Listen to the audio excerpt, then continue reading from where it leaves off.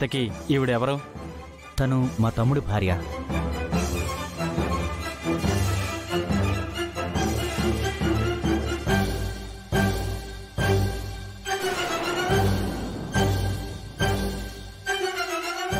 ఏమైందే?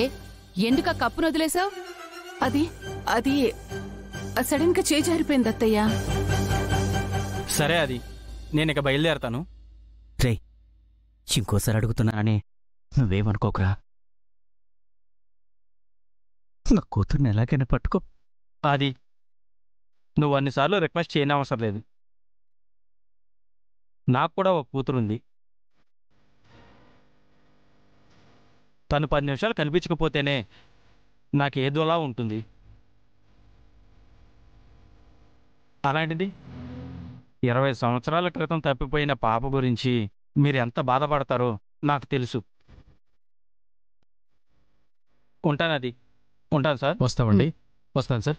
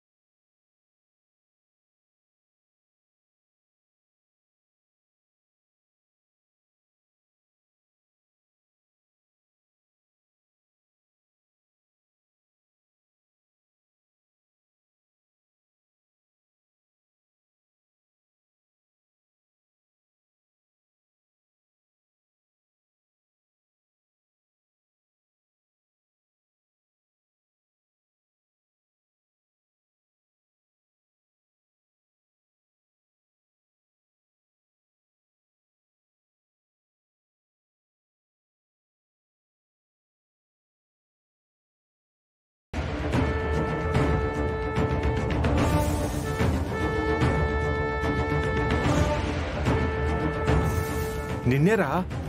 మాట్లాడవే. అవి చూసి డాక్టర్ గారు ఏమన్నారో చెప్పు. ప్రమాదమేం లేదు కదా? ఈయనకి నీరసం, దగ్గు అది ఊరికినే వస్తోంది, అంతే కదా? ఆయాసం దగ్గు ఊరికినే ఎందుకు వస్తాయి పిన్ని? ఏదో పెద్ద ప్రాబ్లం అంట.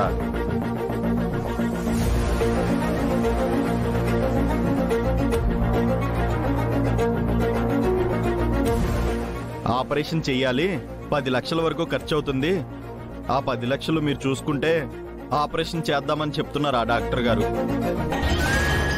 ఆపరేషనా?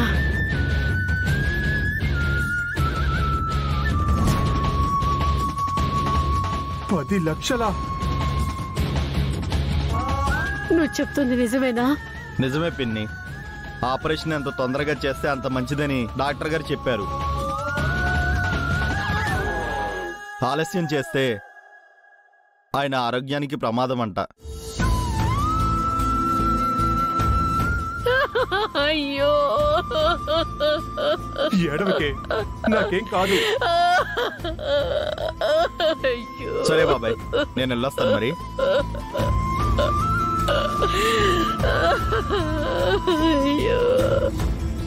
మాలతి, ఏడవకే, నాకేం కాలేదని చెప్తున్నాను కదా.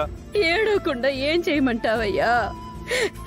10 లక్షలు 10 లక్షలంటే ఇప్పుడెక్కడి నుంచి తేవాలయ్యా? ఇలాంటి కష్టం ఎందుకు పెట్టాడా దేవుడు? 10 లక్షలు కట్టాలి, వెంటనే ఆపరేషన్ చేయించాలి. అయ్యో అయ్యో, ఏం చెయ్యాలయ్యా? ఏం చెయ్యాలి? ఏం చేయాలో చెప్తాను కదా, ఊరుకో. అనవసరంగా కంగారు పడకు.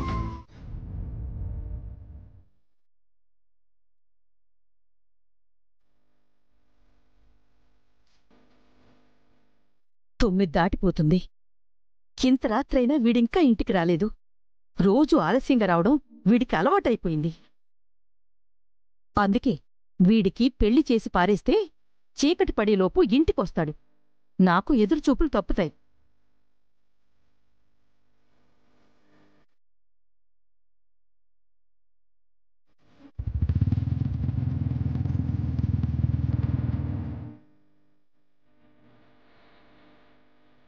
నానమ్మా నానమ్మా రే వద్దు, నీ డైలాగ్ ఏంటో నాకు తెలుసు. ఇంత లేటుగా ఎందుకు వచ్చావని అడగద్దు. ఇంత ఆలస్యంగా వస్తే నీ ఆరోగ్యం ఏమవుతుంది అని తిట్టొద్దు. ముందు ఈ స్వీట్ తీసుకో. ఇప్పుడు స్వీట్ తీయనికిరా. ఇవాళ ఒక కొత్త ట్యూన్ చేశానమ్మా, చాలా బాగా వచ్చింది. రేపు మాకొక ఆడియో కంపెనీతో అపాయింట్మెంట్ ఉంది, అందుకే ఈ స్వీట్.